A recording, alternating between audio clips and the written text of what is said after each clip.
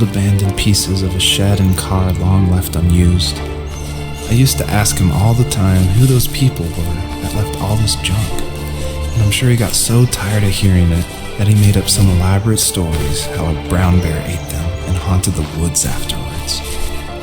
What's funny is I think it made those people seem more real, growing up thinking they were still hanging out like they couldn't say goodbye.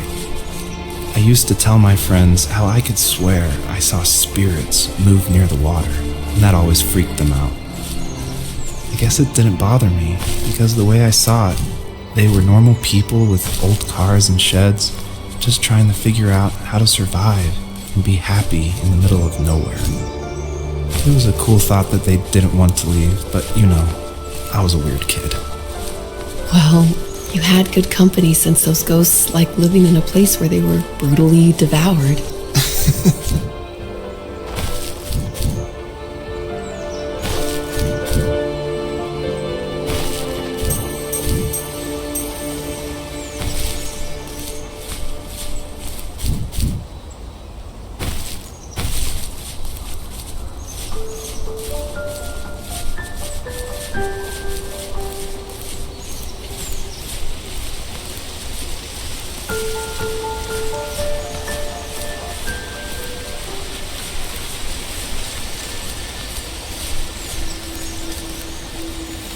Even at my most distant, at the times when I detested him the most, he kept reaching out. For a year straight, he asked me every week when we were going camping. I thought he was just dense. Eventually, to shut him up, I agreed. We carried out the worn lawn chairs from the garage and set up a cinder block campfire at the site we'd always used behind the house. We walked down the mountain path, talking in the warm sunshine we only got a couple months of the year.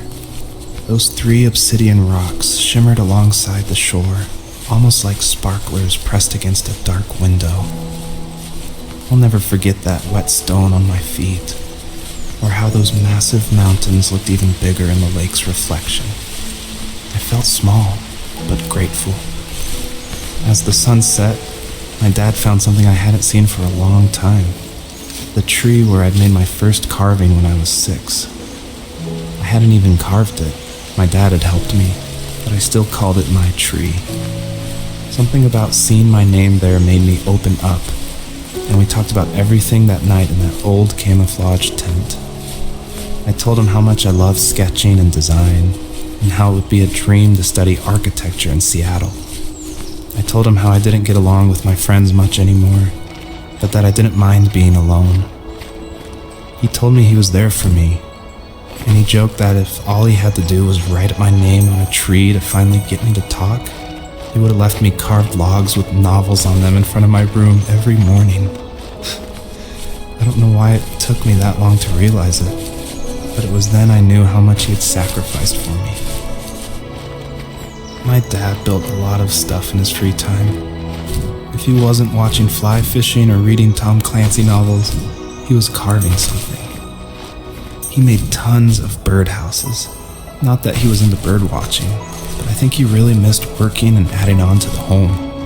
If he couldn't afford the time to build onto our own house, he would have to settle with watching birds move into their little homes. We kept an old mattress in the bed of that ugly yellow truck, so we would drive it deep into the woods and then watch the birds fly into their houses while the sun set. Usually it was accompanied by venison jerky or a cold Coke, but not a lot of talking, which is how we both liked it.